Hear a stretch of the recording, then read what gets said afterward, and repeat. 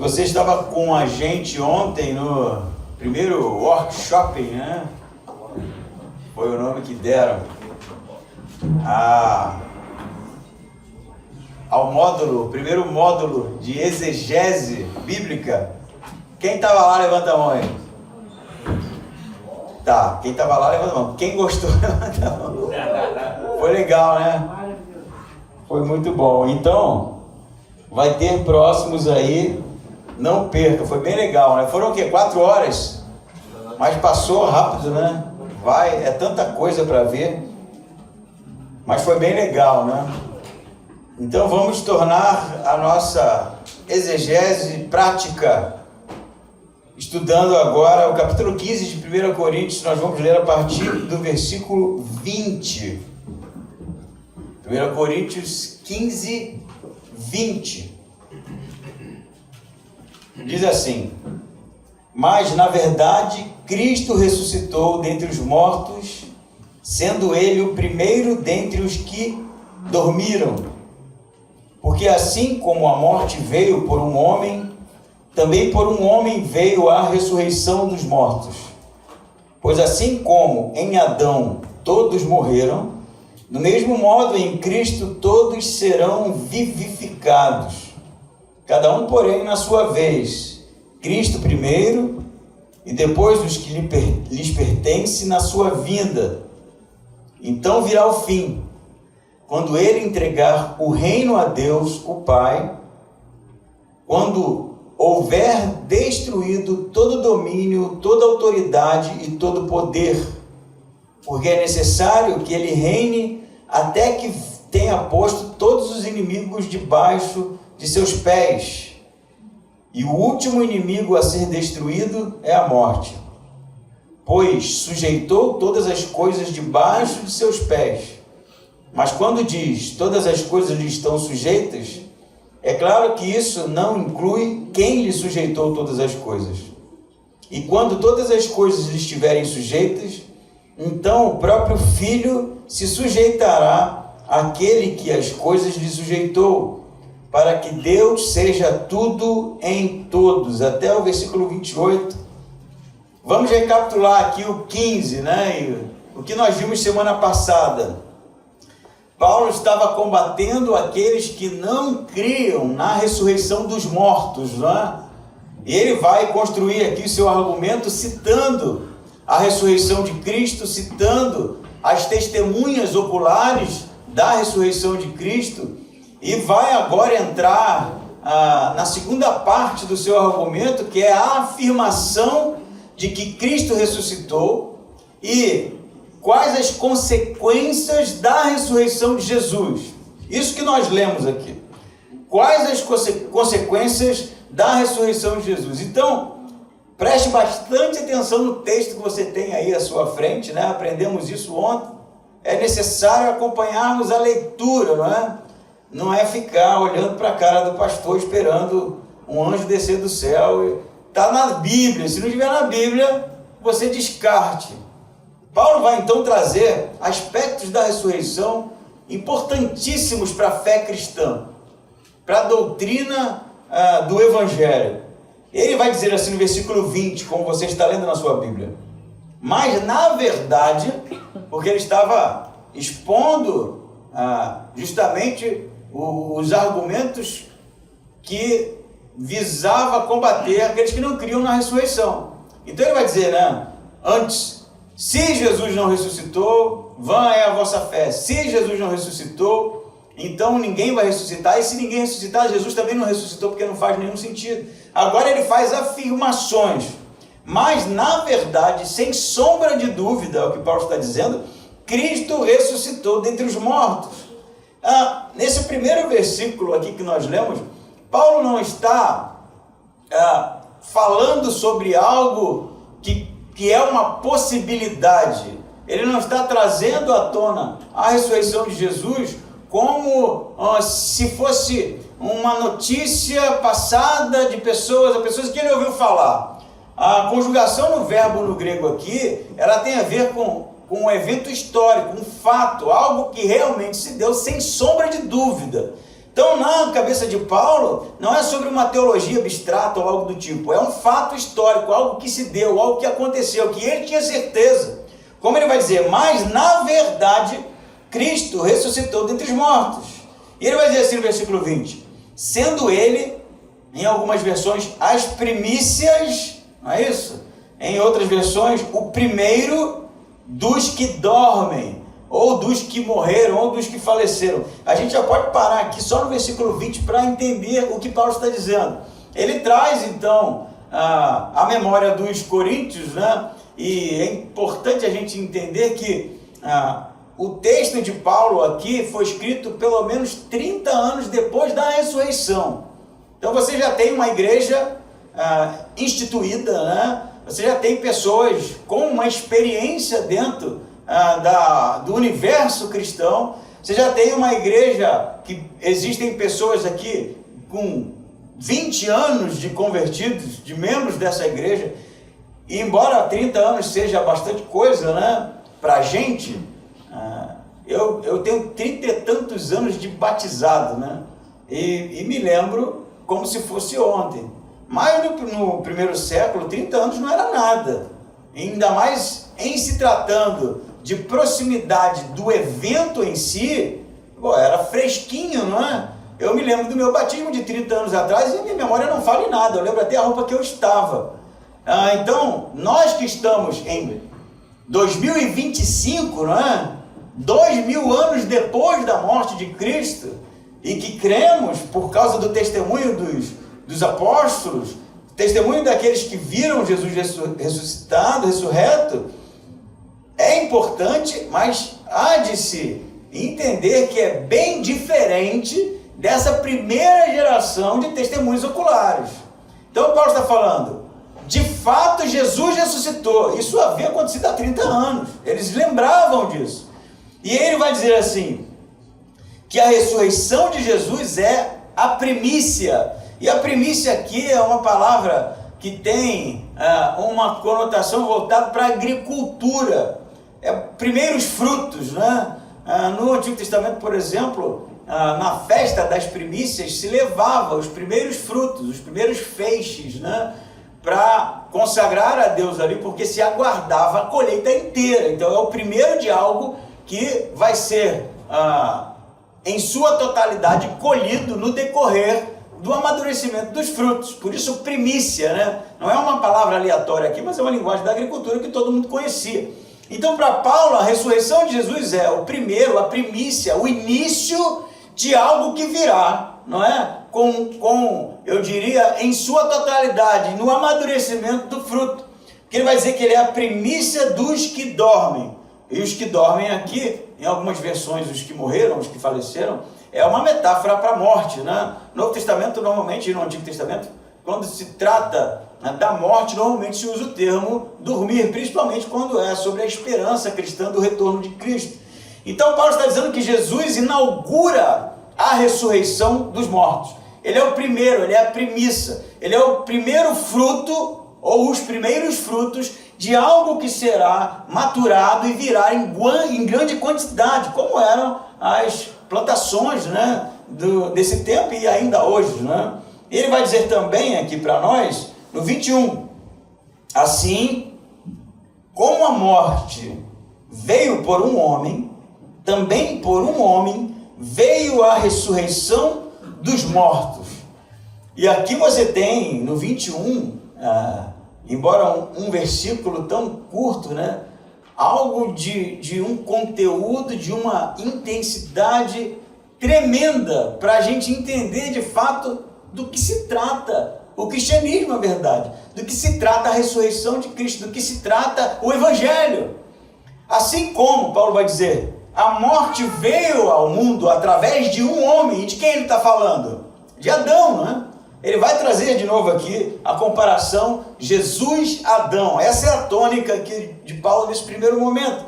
Assim como através de um homem veio a morte, também através de um homem a ressurreição. E a gente vai, quem sabe, se lembrar aqui, retornando ao livro de Gênesis, sempre é bom retornar ao livro de Gênesis, né? Em que Deus cria todas as coisas, né? e a sua criação é boa. E o homem faz parte disso, né? Adão é colocado ali no Éden, junto com sua esposa, para realmente aproveitar, gozar, não é? da criação de Deus, que era algo esplêndido. Mas o que acontece na narrativa de Gênesis? Em um determinado momento, seduzido, quem sabe, pela serpente, eles caem, eles desobedecem, comendo do fruto proibido da árvore que Deus havia dito para que não comessem. Aí, óbvio, eu não vou entrar nesse escopo, né, nessa discussão sobre que tipo de árvore era, que tipo de fruto era, mas o fato é que a desobediência gerou a morte no homem. A desobediência gerou a finitude. A desobediência gerou o afastamento de Deus. Você vai se lembrar, por exemplo, que na narrativa do Gênesis, o homem não morria, porque ele comia da árvore da vida. Não é isso? Havia uma árvore da vida, e embora haja discussão se isso era literal ou não, o fato é que isso que fazia com que o homem, em um relacionamento com Deus, não experimentasse a morte. Mas a partir do momento que o homem desobedece, ele prova da morte, porque Deus havia dito que no dia em que o homem comesse daquele fruto, ele morreria. E essa morte não é somente uma morte física. E no texto de Paulo, a morte aqui ela é dual, não é? Ela tem dois significados, a morte mesmo, de pessoas que morrem, por isso a discussão aqui sobre a ressurreição dos mortos, e a morte espiritual, que é o afastamento de Deus, que é o afastamento daquele que é o autor da vida. Por causa da desobediência de Adão, por causa do afastamento do homem de Deus, o homem agora morre. O homem agora perece, o homem agora tem os seus dias contados, o homem agora está distante de Deus. E aí Paulo vai dizer mais, existem boas notícias, não é? Porque através de um homem veio a ressurreição dos mortos. Ele vai dizer, lendo o 21 de novo, pois assim como a morte veio ao homem, né, ou por um homem, também por um homem veio a ressurreição dos mortos. 22, pois assim como em Adão todos morreram, do mesmo modo, em Cristo todos serão vivificados. Perceba isso aqui. Por causa de Adão, todos morrem. Mas em Cristo, todos serão vivificados. A palavra no grego para vivificados é bem interessante, que é zoopoleo, que não é simplesmente ressuscitar, mas estar pleno, cheio de vida. E é algo que nos foge, quem sabe, a elucubração, né, sobre o que é ser cheio de vida. Não é simplesmente estar alegre, ou simplesmente gozar de saúde plena, é algo muito maior do que isso. Jesus, numa discussão com a mulher samaritana, ele diz, aquele que beber dessa água, jorrará para a vida eterna, não é? E a ideia ali é de algo que jorra, algo realmente pleno, intenso, grandioso. E é sobre isso que Paulo está falando. A morte entrou por um homem, mas em Cristo, todos os que estiverem nele serão vivificados, terão vida plena, serão realmente restaurados a um estado melhor, não é? Mais grandioso do que o que nós conhecemos. Então a gente percebe que a ressurreição de Jesus, ela inaugura o que é, nos propósitos de Deus, no plano de Deus, a restauração do homem, a restauração da criação, a restauração de algo que foi perdido no Gênesis. Adão representa a queda. Adão representa o homem distante de Deus. Adão representa todo aquele que não está em Cristo. Todo aquele que não está em Cristo. Se realmente a sua vida, ou a vida de qualquer um, ela for ausente da presença de Jesus, tudo que podemos contemplar é a morte. E você sabe de uma coisa? A morte é algo tão terrível que a gente tenta não pensar nisso. A gente muda de assunto. Nem conversar sobre a gente gosta. Notícias sobre morte nos abalam. E a gente realmente foge do assunto porque é apavorante, porque realmente é algo que não é natural.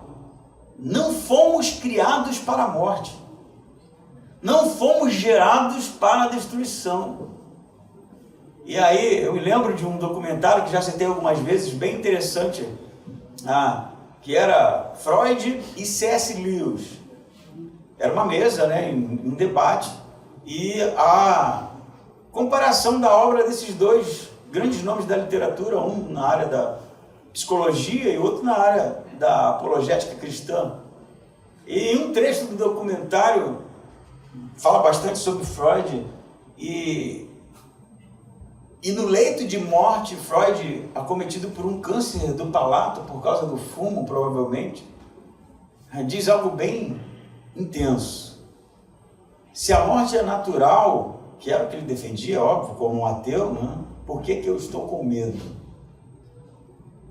Se é natural, por que temos medo? Temos medo porque não era para ser assim. Agonizamos porque não era para ser dessa forma. Trememos porque não fomos criados para isso. Até mesmo uma ameba agoniza na hora da morte, luta com todas as suas forças, porque não é natural. Mas a boa notícia é que em Cristo temos a vida eterna. Que em Cristo somos restaurados a homens e mulheres plenos, cheios de vida. Que em Cristo temos a esperança da ressurreição. Mas você pode perguntar, mas pastor, tudo bem, Jesus inaugura a ressurreição. Eu creio nisso, mas por que as pessoas continuam morrendo? Eu conheço crentes que só no Covid, de monte, partiram, pastores partiram, pessoas sérias morreram. Mas como assim? Se a obra de Cristo foi tão eficaz, por que as pessoas ainda perecem? E aí você vai perceber no argumento de Paulo que Jesus inaugura algo que se dará de maneira plena no fim. E enquanto isso não acontece, nós aguardamos na esperança. A morte não é o fim para nós. A morte, na verdade, é algo que nos acomete, sim, mas enquanto estamos nesse mundo, enquanto passamos por essa vida, colocamos todas as nossas esperanças em Cristo, que inaugurou, que realmente iniciou a ressurreição, a restauração do homem. A pergunta que fica é: quem nos representa, afinal de contas, Adão ou Cristo? Quem nos representa hoje? Quem nós refletimos? O homem decaído? O homem sem esperança? O homem que se corrompe? O homem que se afasta de Deus? O homem sem esperança? Ou aqueles que estão realmente pautados na eternidade, através da morte e ressurreição de Cristo, como sendo a sua esperança maior nessa vida? A gente precisa realmente entender que a obra de Cristo não é sobre um homem bonzinho que foi pregado na cruz em um determinado momento da história para ser exemplo de amor ou de algo do tipo. É a inauguração da nova criação de Deus, da restauração do homem. É realmente uma criação que está sendo reinaugurada de maneira plena. E isso já começa agora. Isso teve início já. Quando Jesus ressuscita, os homens são feitos novos homens, as mulheres são feitas novas criaturas. E nós aguardamos ansiosamente a vinda do Filho do Homem, a vinda de Cristo, a vinda de Jesus, para que todas as coisas sejam restauradas. O problema é que a gente, na maioria das vezes, professa esse tipo de coisa, mas a nossa vida, no final da história, ela reflete um Adão, que tem toda a sua expectativa e esperança aqui, nesse mundo. Todos os planos, nesse mundo. Todas as decisões, nesse lugar. A gente ainda tem resquícios, da beleza do que a criação foi um dia, Eu sempre falo isso, o pôr do sol em Copacabana é algo inesquecível. Não precisa ser Copacabana, tá? Pode ser Palmas, Palmas é uma praia bem bonita. Bombinhas, se você preferir. Mas a gente ainda encontra beleza nesse mundo, Ainda encontra realmente bons lugares para se visitar, para se passar o dia com a família, boas experiências. Mas o problema está na gente. E as notícias não são boas. Não são nada boas. E embora a gente fuja do assunto, está lá. O homem cada vez mais mal, cada vez mais distante de Deus, cada vez mais se tornando monstruoso, terrível. E se a nossa esperança está aqui, Paulo vai dizer, somos os mais infelizes dos homens. Por isso que o nosso coração precisa estar equilibrado nas mãos de Jesus, porque Ele é a nossa esperança. Ele é a nossa esperança. Amém? Amém. Quem nos representa? Adão ou Cristo? Paulo continua no versículo 23 e diz assim, ele está falando que Jesus inaugurou, né, a ressurreição dos mortos, e no 23 ele vai dizer, cada um, porém, na sua vez, Cristo primeiro, e depois os que lhe pertencem na sua vinda.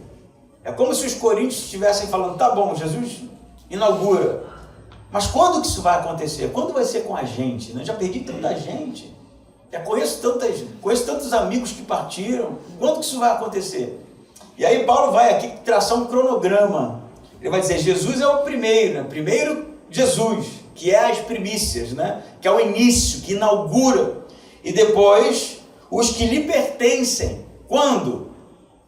O que está escrito aí, gente? Na sua vinda. Nós aguardamos a vinda do Filho de Deus, e na sua vinda, todos aqueles que morreram serão ressuscitados. Olha o que ele diz no 24.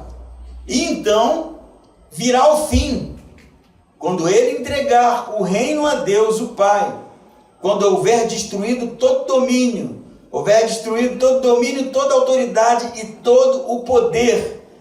A gente eventualmente conversa, né? Eu vou fazer só um comentário aqui. Eu acho que Paulo é a milenista, né? Porque depois da ressurreição dos que lhe pertencem, virá o que está escrito aí? O fim, né? O fim não é o fim do mundo, tá? E a gente escuta, o mundo foi destruído com água e vai ser destruído com fogo, e a terra vai ser explodida, queimada. É o fim do domínio da morte. Não é isso que está escrito aí? 24, então virá o fim, quando ele entregar o reino a Deus o Pai, e quando houver destruído todo domínio, toda autoridade e todo poder. E no 25, porque é necessário que ele reine até que tenha posto todos os inimigos debaixo dos seus pés, e o último inimigo a ser destruído é o quê? É a morte. O texto é justamente sobre a vitória da vida sobre a morte. Mas é necessário que ele reine. Isso aqui é importante. E frise aí, se você tem uma caneta, a gente poderia, quem sabe, criar o hábito, né, de trazer a Bíblia em papel e uma caneta aqui, e anotar aqui, frisar aqui, para estudar em casa. Porque Paulo diz assim, no versículo 25, porque é necessário que ele reine. E no grego, a expressão é deioutou basileia. E a expressão dei é algo inevitável. Em português está é necessário, né? E necessário nem sempre é inevitável, né? Mas a ideia no grego é que ele reinará. E ponto. Não tem possibilidade disso não acontecer. Por isso que Paulo está dizendo que quando ele vier, ele reinará, ele entregará o reino para Deus, mas não sem antes subjugar todo o domínio, toda a autoridade e todo o poder, porque é necessário que ele reine. Jesus, ele não é alguém que reinará como se dependesse de algum tipo de movimento da parte do homem, de algum tipo de desejo da parte da humanidade, de algum tipo de cenário político, religioso, para que isso acontecesse. Ele reina e ponto. Ele é rei. E ele subjugará todo domínio, toda autoridade, todo poder, sejam eles quem forem. Sejam eles quem forem. O reino de Cristo é algo inevitável, a sua vinda é algo inevitável, a subjugação de poderes contrários é algo inevitável. Não há margem para dúvida na teologia paulina, na teologia dos evangelhos. É algo certo, certeiro. E aí, quem sabe, a gente olha para o cenário que a gente está inserido e, como assim? Como pode ser o reino de Jesus? Não, ainda vai ser, né? Não, já começou. Na sua ressurreição, Jesus herda nome sobre todo nome. Ele se senta no trono. Ele é o rei agora. O que é que estava escrito lá na placa? Na cruz. Rei, não é? Dos judeus. Ele é rei do mundo. Ele é o rei. E o seu reino está avançando. E o seu reino está crescendo, está dominando, está expandindo. Então, a subjugação dos poderes, das autoridades, e isso aqui é sobre o mal em si, que acomete a humanidade, que acomete o homem, terá um fim. Embora a gente olhe para o mundo ao nosso redor e a gente ainda se depare com problemas, com o mal no mundo, a gente se depare ainda com o problema realmente que nos persegue, como a morte, como foi dito, a gente veja, quem sabe, os iníquos se dando bem, não é? Os ladrões enriquecendo, os corruptos, os maus, sejam lá quem for, que são inimigos de toda a bondade, e a gente se questione, caramba, mas quando que isso vai acontecer? Porque eu não aguento mais viver num mundo desse jeito. Não é assim? Como que pode ser? Eu trago uma notícia para você, não que eu quis, ou que inventei, ou que eu desejei, é algo contido nos evangelhos. O reino de Cristo é certo, não há dúvidas de que todo mal será sujeitado. Todo mal será sujeitado. E o último inimigo, é o último porque existem outros, né? O mal é o inimigo de Deus, a queda é o inimigo de Deus, o pecado é o inimigo de Deus. E o último inimigo a ser vencido será a morte. Porque na sua vinda, a morte será de uma vez por todas lançada no lago de fogo e enxofre, seja lá o que isso signifique. E ela não terá mais poder sobre nós. Você pode dizer amém? Amém. Ela não terá mais poder sobre nós. Seremos restaurados. Seremos transformados à imagem de Jesus. Seremos novas criaturas. Viveremos face a face com Deus para toda a eternidade. Isso precisa ser algo latente, gente. Intenso, pulsando no nosso coração. Precisa ser algo cotidiano, verdadeiro, em que toda a nossa esperança está baseada. Eu sei que o mundo hoje não é o melhor possível, as coisas não estão do jeito que a gente gostaria que elas estivessem. A nossa vida não é a melhor vida possível, né? Mas a nossa esperança precisa ser viva, porque tem 2000 anos que a fé em Cristo, ela continua viva, de coração em coração, de geração em geração, aguardando ansiosamente a vinda do Filho de Deus. Ah, mas ela está demorando, pastor. Já ouviu isso? Tem 2000 anos, cara, vocês não cansam não de esperar, né? O pessoal aqui tem 30 anos depois do evento, já estão ansiosos, né? 30 anos depois já estava querendo que Jesus voltasse, mas quando vai ser, Paulo? Você está demorando demais. E agora tem 2000, será que ele não errou? Não. 2000 é muita coisa, né? Pensa, 2000 anos depois, e Jesus não voltou ainda. Mas não se engane, porque não é um erro. A vinda de Cristo se dará quando todos os homens ouvirem do Evangelho. Todos. Porque não haverá desculpas. Por isso que demora. E se demora, eu vou te dizer uma coisa, a culpa é nossa, tá? A culpa é nossa. Porque se nós vivêssemos o Evangelho de maneira intensa, nós estaríamos compartilhando o amor de Deus com mais intensidade. E abreviaríamos, quem sabe, a vinda do Filho de Deus.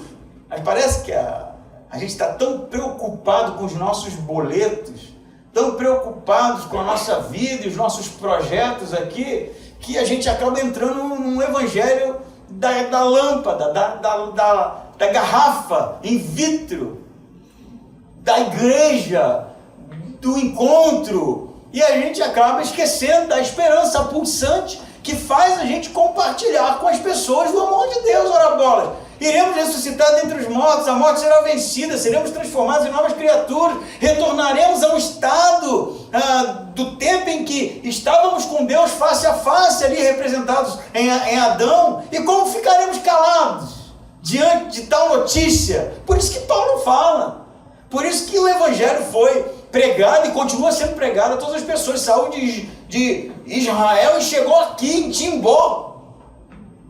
Timbó nem existia, gente. Quando isso aqui aconteceu, só tinha índio aqui, e olhe lá, né? Inclusive Timbó é um nome indígena, né? Timbó. O cipó, né? O cipó estava aqui. Timbó era um cipó, gente. E o negócio saiu de lá e chegou aqui, gentios, pela misericórdia de Deus, porque pessoas ousaram falar desse evangelho transformador, dessa esperança realmente linda, arrebatadora, transformadora. Por isso que já começou a ressurreição. Ela começa no nosso coração, transformando homens e mulheres que eram pecadores miseráveis em pessoas transformadas. Por dentro já ressuscitamos, mas o nosso corpo perecível, frágil, um dia, na vinda de Cristo, será transformado, será ressurreto e viveremos com Ele para todo sempre. Amém? Amém. Eu falo amém, eu gosto de ouvir vocês falando, não. Amém ou não amém? Amém. Pô, isso é evangelho. Não é nada mais do que outra coisa, é isso aqui. Jesus inaugura mesmo, e todo aquele que estiver em Cristo viverá com Ele para todo sempre. É inevitável o reino de Cristo, e a morte será subjugada. Versículo 27 diz assim: pois sujeitou todas as coisas debaixo de seus pés. Mas quando diz todas as coisas lhe estão sujeitas, é claro que isso não inclui quem lhe sujeitou todas as coisas. Parece uma jogada aqui que em português realmente fica confuso, mas a ideia aqui, e Paulo está citando o Salmo 8, versículo 6, em que Deus entrega ao homem no Salmo a autoridade sobre a criação, e Paulo aplica a Cristo aqui. Para Paulo, a autoridade está sobre Jesus, sobre toda a criação. Então Deus entregou o reino a Jesus. O reino está entregue a Cristo. É Cristo quem reina e quem realmente domina. Mas na sua vinda, quando a morte for vencida e todos os inimigos forem subjugados, Jesus devolve o reino para Deus. Por isso que Paulo fala que todas as coisas lhe estão sujeitas, não aquele que é Deus, quem entregou o reino a Jesus, quem lhe sujeitou todas as coisas. Então Jesus devolve o reino a Deus, não é? E ele vai dizer, é claro, versículo 27, que isso não inclui quem lhe sujeitou todas as coisas, Deus. E no 28 diz assim: e quando todas as coisas lhe estiverem sujeitas, então o próprio Filho se sujeitará àquele que todas as coisas sujeitou, Deus. Jesus devolve o reino para Deus, não é? E agora Jesus se sujeita ao Pai. É óbvio que não é no sentido ontológico. Isso quer dizer, não é que Jesus deixa de ser Deus ou algo do tipo, se sujeitando a Deus, mas é realmente o Filho que entrega o reino para o Pai e é obediente ao Pai. Essa é a ideia aqui. E termina assim, traçando aqui uma cronologia, né? Jesus inaugurou a ressurreição. Ele é a primícia, ele é os primeiros frutos. Então, na sua vinda, todos os que lhe pertencem serão ressuscitados, a morte será vencida, os inimigos serão subjugados, e aí Jesus pega o seu reino e entrega para o Pai e se subjuga ao Pai. E aí que vem a expressão aqui linda assim, versículo 27. Para que Deus, 28, para que Deus seja tudo em todos. O que isso significa, gente? Para que Deus seja tudo em todos. Tudo, todas as coisas, tudo que existe, toda a criação, Deus estará presente. Não há mais impedimento para que a presença de Deus se manifeste relacionalmente ao homem. Todas as coisas. Não haverá mais muralhas, barreiras, impedimentos, muros. Nada impedirá o relacionamento do homem, a presença de Deus na vida da sua criação. Todas as coisas. E ele diz mais, né? Ele diz, para que Deus seja tudo em todos. Todo aquele que aguarda a vinda do Filho de Deus, todo aquele que reconhece Jesus como autor e consumador da vida, Senhor realmente dessa criação, todos aqueles que aguardam esperançosamente a vinda do Filho de Deus, todos aqueles que colocam as suas esperanças no autor e consumador da nossa fé, esses serão um com Deus. Isso é algo que nos assusta, né? O que é isso? Como assim? Seremos um com Deus. A gente está estudando o livro do Timothy Keller e tem um capítulo que ele chama A Dança. Os que estão estudando aqui devem se lembrar. Ele faz muito bem o apontamento ali, dizendo que o Pai se relaciona com o Filho e com o Espírito Santo desde toda a eternidade. E ele chama aquilo de uma dança, né? De maneira poética, quem sabe, para, quem sabe, ilustrar um relacionamento de amor entre o Pai, o Filho e o Espírito Santo, desde todo sempre. O convite do Evangelho, gente, não é para você ser salvo do inferno.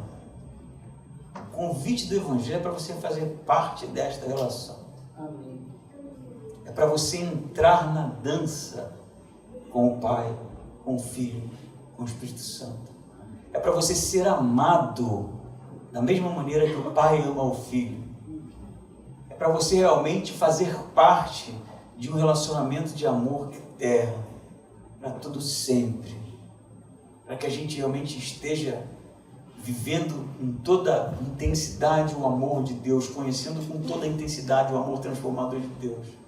Para que a gente seja com Deus, com o Filho, com o Espírito Santo para todo o sempre. E um dia Jesus retornará, todos os olhos verão, todos os joelhos se dobrarão, e ainda que você não queira se ajoelhar, a rótula do seu joelho quebrará, mas você cairá de joelho diante do Filho de Deus.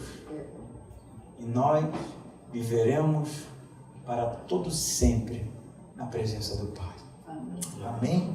Essa é a nossa esperança. Por isso aguardamos.